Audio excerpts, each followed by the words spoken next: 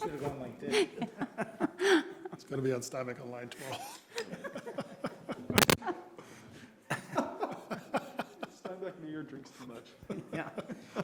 That could be taken wrong.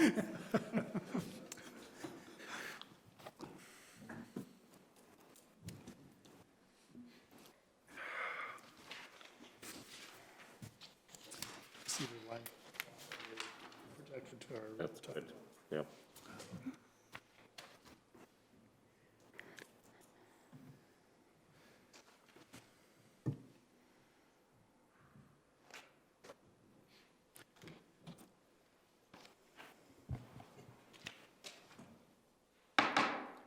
I'd like to call this meeting to order, and at this time, I'd like to give the opening to Councillor Susan Pinner. Thank you, Mr. Mayor. With International Women's Day coming up next week, I decided to do my opening on something that directly impacts the health and welfare of women, and that is sex-selective abortion. Last February, MP Kathy Wagenthal introduced a private member's bill, C-233, the Sex-Selective Abortion Act, in the House of Commons. If passed, the bill would amend the criminal code to prohibit medical practitioners from performing sex-selective abortions. According to Wagenthal, in a country which seeks to foster equality between men and women, the practice of using abortion for sex selection needs to be prohibited by law. Sex-selective abortion is antithetical to our commitment to equality and needs to be prohibited as an unacceptable practice. And Canadians agree. According to the polls, 84% of Canadians believe it should be illegal to have an abortion based on sex, and 52% of Canadians would be more likely to vote for a party that opposed sex-selective abortions. It's ironic that while equality between the sexes is enshrined in the Canadian Charter of Rights and Freedoms, there is no law against this discriminatory practice of sex selection. While we often assume sex-selective abortion is only an issue in other countries, it is a problem in Canada too. But even if it wasn't, Canada has a moral duty as one of the world's most influential free societies to lead the way in protecting girls from all forms of sex discrimination, even if Canada never sees gendercide on the scale of practices overseas. Further, the Canadian federal government subsidizes abortion overseas, having committed to increase funding to $700 million a year by 2023. According to the World Health Organization, United Nations Women, and United Nations Children's Fund, sex-selective abortion is a growing problem, with well over 140 million girls statistically missing simply because they are girls. Canadian taxpayer money is contributing to this internationally recognized crisis. For a government that prides itself on feminist leadership, this is a glaring contradiction. But the impacts of this crisis don't end in the womb. Sex-selective abortion has led to ratio disparities between men and women, leading to increased violence against women and increased sex trafficking of women in countries where there are significantly more men than women. If the government wants to end violence against women, it starts in the womb. On February 9th, 2021, petition E3161 was started and calls on the House of Commons to enact legislation that would prohibit sex-selective abortion in Canada. This issue goes beyond partisan politics and women's reproductive rights. This is about ending the life of a baby simply because she is a girl. Please sign the petition so a strong message can be sent to the House of Commons that sex-selective abortion has no place in Canada. Thank you. Thank you, Councillor Pinner. Council, we have the agenda in front of us. Looking for a motion to adopt. Councillor Siemens, second by Councillor Heaver. Any comments? No, sir. No comments. Call for the question. All those in favor? That is carried. Council, we have the minutes of February 16th, 2021, the regular council meeting. They start on page 1. We've all had a chance to review. Looking for a motion to approve. Councillor Swykstra, second by Councillor Pinner. Any comments? Anything further? Nothing further. We'll call for the question. All those in favor? That is carried. Council, is there any business arising from the minutes? Okay, seeing none. Council, before we go to the public hearing, it's just a little before 7:35 at this time. I would just like to take a moment to express condolences from the City of Steinbach and Steinbach City Council to the Kurt Lowen family. This week, Council, we've lost a leader in our community. It was Kurt Lowen.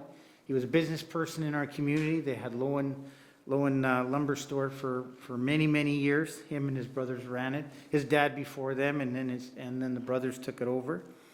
Kurt was a 30-year member in our fire department, and he from 1972 to the year 2000, before he retired, he was a firefighter in our community. In 1991, he became chief, and he remained chief until he retired.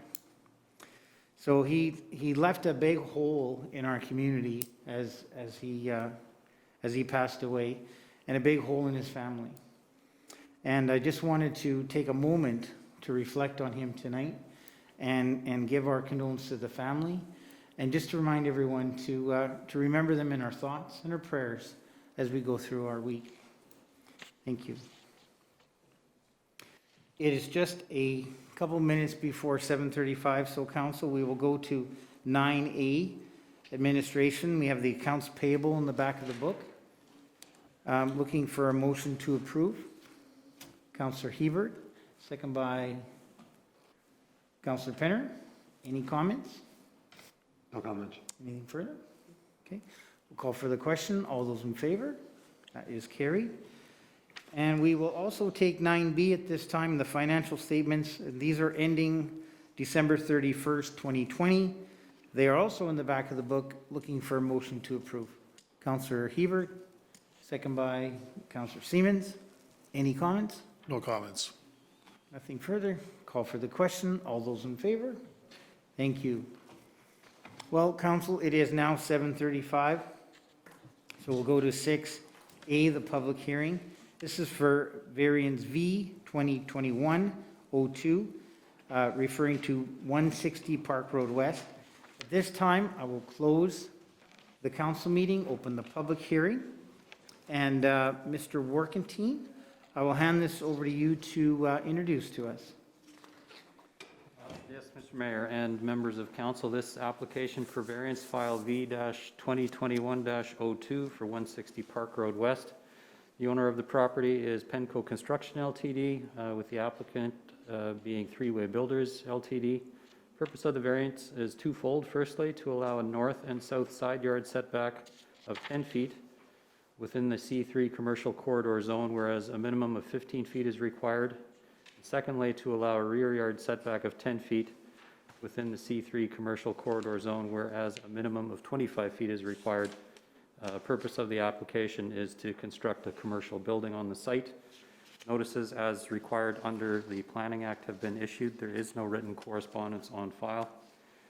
With respect to the application, the proposed site plan with respect to the setbacks is aggressive. With respect to the side and the rear yards. The lot is also accessed by a private lane from Park Road West, and the required servicing for the lot must cross private property to connect to public service. It does, however, not appear that the proposed side or rear yard reductions would impact neighboring properties. The recommendation for council is to approve. Thank you, Mr. Warkentine. Council, the applicant is here today. I've talked with him earlier, and he's stated that he really has nothing to add, but he's glad to be here for questions. Are there any questions of council to the applicant at this time? Okay, seeing none. I will ask if there are any comments, questions, or objections to this file.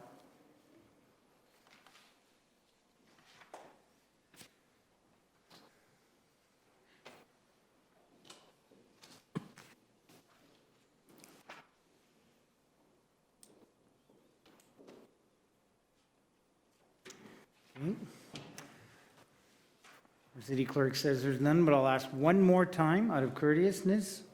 Are there any comments, questions, or objections to this file? Okay, seeing none, at this time, we will close the public hearing, open the council meeting. Council, how would you like to proceed? Council Swagstra, I'll make the motion to approve the variance. do we have a seconder? Council Penner? Go ahead, Council Swagstra. Thank you, Mr. Mayor. The request here is to vary the side yard setbacks and the rear yard setback, in one case from 15 feet to 10 feet, and in the other from 25 to 10 feet. It is a significant variance, but also there are no objections.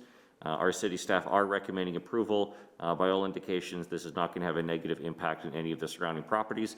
We want to see commercial development continue within the city, and so to the greatest degree possible, we want to be flexible and accommodate development, and this seems to be a reasonable request. Thank you.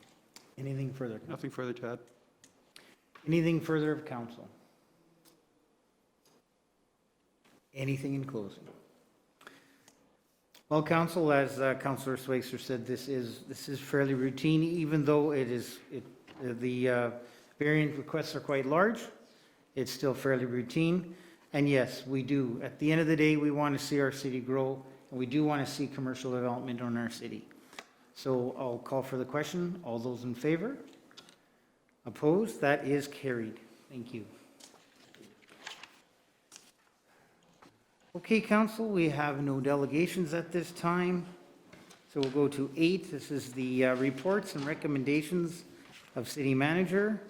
8A is the 2020 annual traffic count program. Starts on page 14 of our agenda. And at this time, I would like to ask Mr. Wargentine to just introduce and provide us with some information on this. Yes, Mr. Mayor, this report does follow generally the same format as what council has seen before. It is prepared every year at the request of City's Engineering Department through our consultants, and then is presented to council for information and consideration. I won't read verbatim. Hopefully you can have a chance to read the summary that is at the end. But 2020 was an interesting year for traffic flows in Steinbach. Most significantly, there were recorded reductions in the volume of traffic in some areas of Steinbach, particularly on PTH 12, that actually reduced by about 25% as compared to traffic counts that had been completed in 2019. And that was the case throughout most of Steinbach, not to that degree, but it did create some interesting results when comparing to long-term averages that the city has experienced on its main thoroughfares through Steinbach.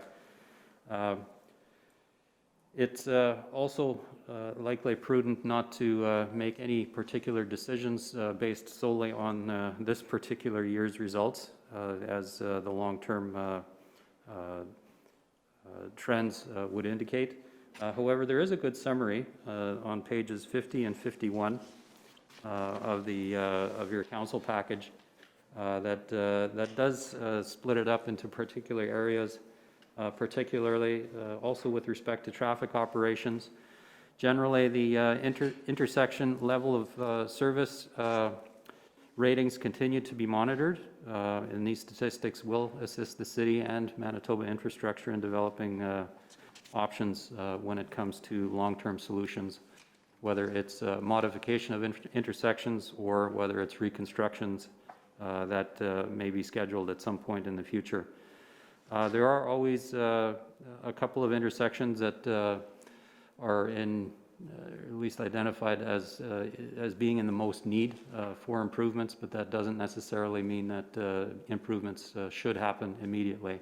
It's by and large a good indicator to the city to help us in administration and to be able to plan for future projects and obviously then bring them before council for consideration. There are also recommendations that have been provided by the consultant at the end of the report. It has identified 3 particular intersections that may benefit from some changes, but again, some of these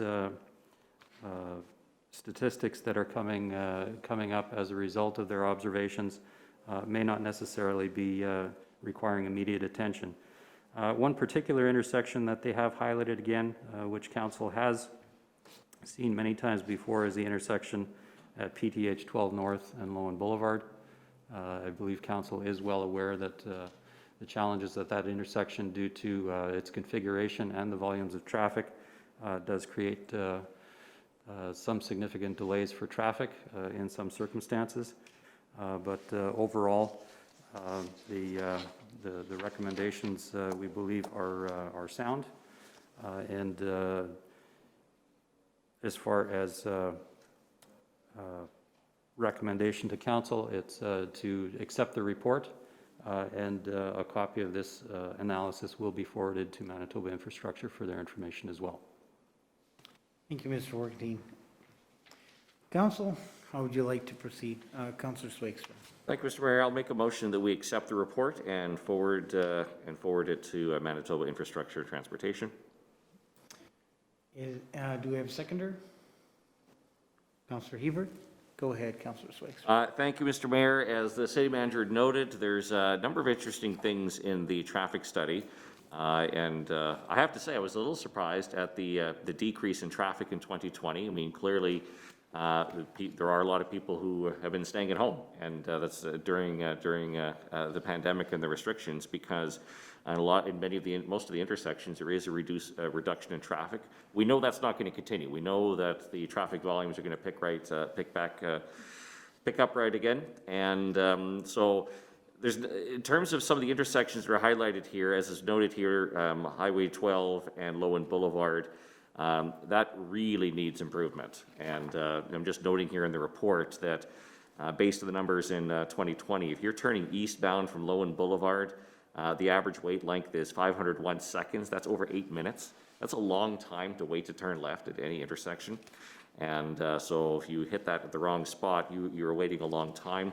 It also highlights that that there may be a warrant for a signal at Highway 52 and Giesecke Street North intersection, and the report's recommending to look at what next year's numbers are to see if that is warranted.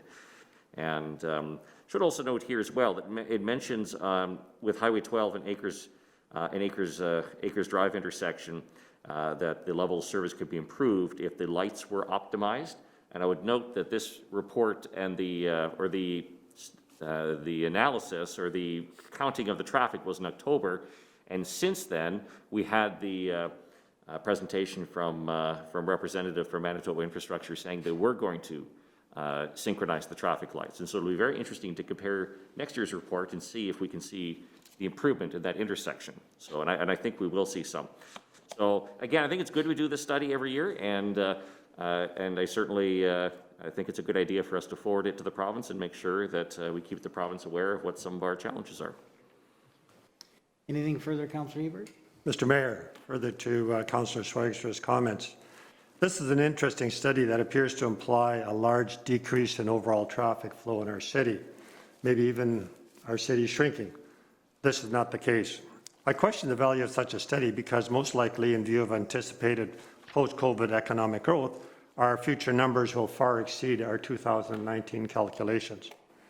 A 2021 or 2022 traffic study may very well show an increase of up to 30% over 2020, but a more realistic number may show the increase of traffic volume possibly 10% range over 2019. These are just arbitrary numbers. It appears that it would be more beneficial to use the 2019 statistics to assess our needs for future traffic concerns in determining the needs going forward. On a positive note, I believe what the study appears to show is how our streets are being impacted by rapid growth in housing in certain areas where we have seen an influx in not only single-family dwellings, but also multifamily dwellings and high-density buildings. This is evident or notable on such streets as Giesecke Street, Madison, and Penfield areas. Of course, Council remains excited by the confidence exhibited by our developers. The residual effect, and the other positive note, the residual effect that the past upgrading of our streets, such as Industrial and Old Tom, have had on traffic flow. To be more specific, how traffic patterns have changed and taken the burden of traffic from one area and rerouting the traffic flow to another area. This has alleviated the impact of one area and transferring some of the impact to different intersections. I believe what the study clearly shows is the impact that COVID is having and has had on our city and is negatively affected by the economy, which in turn has substantially decreased the volumes of traffic. Many people did not have to work, or they had a workplace to go to. People worked from home, limited stores and restaurants were open, and of course, socializing was strictly forbidden. It was forbidden. To place another perspective on traffic decreases, I checked with the manager of Clearview Co-op regarding fuel consumption in 2020 versus 2019. Mr. Nickel informed me that at times fuel sales were down as much as 42%. Even now, weekly sales are down 20 to 22%. Less fuel consumption obviously means less traffic. Mr. Mayor, my intent in speaking to the study is not to be critical of the study, but merely pointing out my views on what and how COVID impacted the study and the city of Steinbach at large, and the value we place on it. Being realistic, we need to focus on the good times ahead and the positive impacts anticipated. Right now, what is what is. Thank you, Councillor Ebert. Anything further of council? Anything in closing? Just very briefly, Mr. Mayor, and I agree with Councillor Hebert that obviously the COVID impacted the total traffic numbers last year. However, even with the lower numbers in that 1 year, the recommendations aren't really any different. Like Lowen Boulevard is still a significant challenge. And so the areas that we need to address remain the same. It's just at a slightly lower level than the previous year, but we know those numbers are coming back. Thank you. I have one question for administration. On the recommendation for PTH 12, Brand Street and Lone Boulevard, that intersection, the city has had communication with Manitoba Infrastructure on that. Is that still ongoing? Yes, we continue to conceptualize what the upgraded intersection could look like, and what kind of configuration would work best. Well, we've been working on this already according to recommendations received by this study. So this is already put in place, and this is a intersection that we will be looking at upgrading in the future together with the province. Yes, at this point, with the significant improvements that were made to PTH 12 over the previous 5-year period, in conjunction with Manitoba Infrastructure, this is the next most congested intersection in the city, and basically that an intersection that needs the most attention as far as what can be done to help the traffic flow move more efficiently. Okay, thank you, Mr. Ortine. Council, yes, these traffic studies are important. They tell us where traffic's moving, how it's moving, where it's not moving, where we can improve it. These are very important. Even during COVID, yes, COVID did impact this study because many people were either not driving as much or walking a little more, or for whatever reason, traffic studies were down. But as Councillor Schweitzer said, it did not really change anything. It didn't give us any new information we didn't already know. But I think it gave us something to look forward to for next year when things hopefully return back to normal. One thing that was very interesting to me was the recommendation for lights at Eastwood Street. I've never thought of it that much, but you know, when now you look at this and you read the report, you see the absolute taxing of vehicles that intersection has, and that you could see that signalization could really work well there. But yes, I support the motion to accept and to send a copy to MI along with the recommendations. So I'll call for the question. All those in favor? Opposed? That is carried. Thank you. Okay, council, we will now go to 9C, excavators license on page 52. We need a motion to approve. Councillor Hebert, second by Favorite. Councillor Siemens. Any comments? No comment. Convince us. Anything further, Councillor Siemens? No, sir. Okay. I'll call for the question. All those in favor? That is carried. Okay, council, are there any questions of council at this time? Okay, seeing none, we will move on to 11, correspondence and petitions.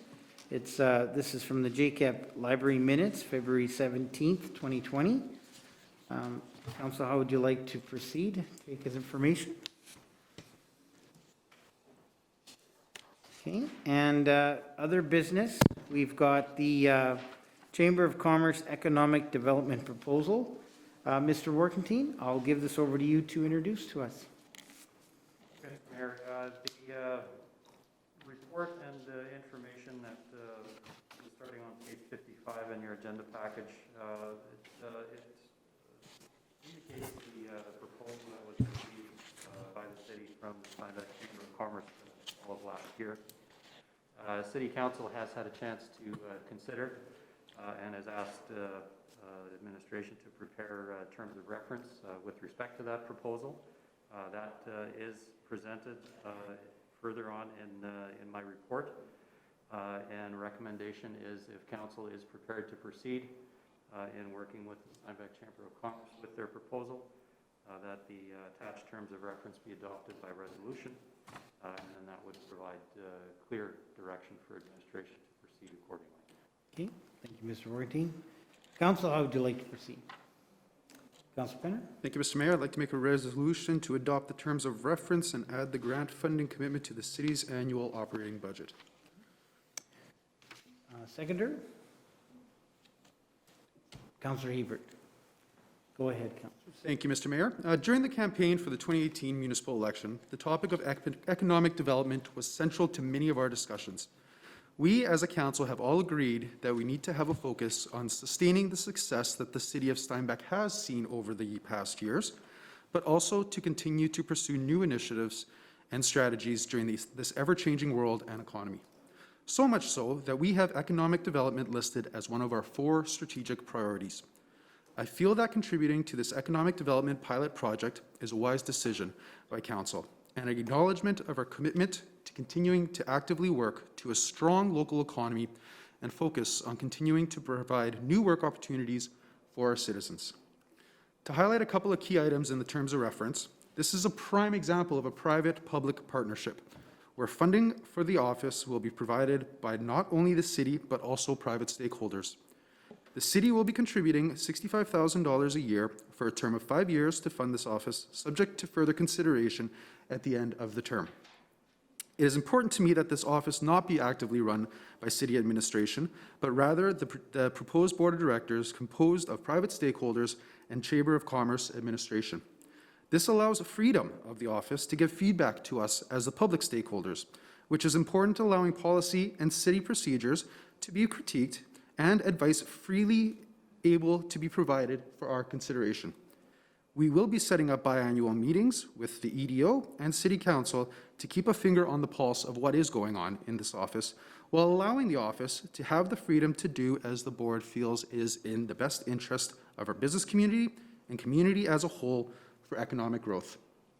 I look forward to and I'm excited to see the new initiatives this office will come up with and the Economic Development Office and its board, and hearing from the Economic Development Office and its board in the future. Thank you, Councillor Penner. Anything further, Councillor Hebert? Nothing further, Mr. Mayor. Anything further of council? Councillor Penner? Yeah, I would just like to comment that this is an exciting proposal that's been put before us. As members of the Community Development Corporation, the mayor and myself have been working with the chamber on this for about a year and a half.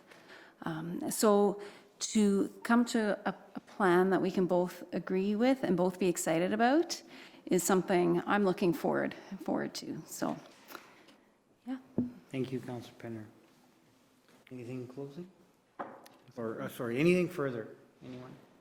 Anything in closing? Nothing further. Well, Council, I am excited about this too. I really do think this is a great proposal. I'm excited that it's public and private, and I'm very thankful that we have an investment group that wants to come alongside with us and work on something, a project of this magnitude. I think the timing of this project is really right for our city, especially as council, you've been talking to me and you've hearing me say, I've always been talking about post-COVID. What are we going to do past COVID? How are we going to be ready when we get to open up completely? What are we going to do? And this is part of the post-COVID planning. This is being ready for development. And hopefully this works well and it does bring many businesses to our community. But that's the goal, is to position us post-COVID ready for development. Ultimately, this program is to build on our local economy, to get people to consider living here, bringing their business here, and even coming for a visit. And that is what we want to encompass the entire community and promote our community through this. So I really think this is important. This is something that is many of you campaigned on.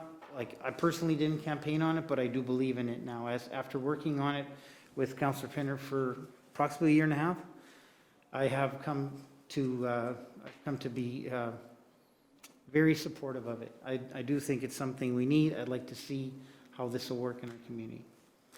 Call for the question. All those in favor? That is carried. Thank you. Motion for adjournment. Councillor Penner, second by Councillor Siemens. Call for the question. All those in favor? That is carried. Okay, next regular council meeting, Tuesday, March 16th, 2021, at 7:30.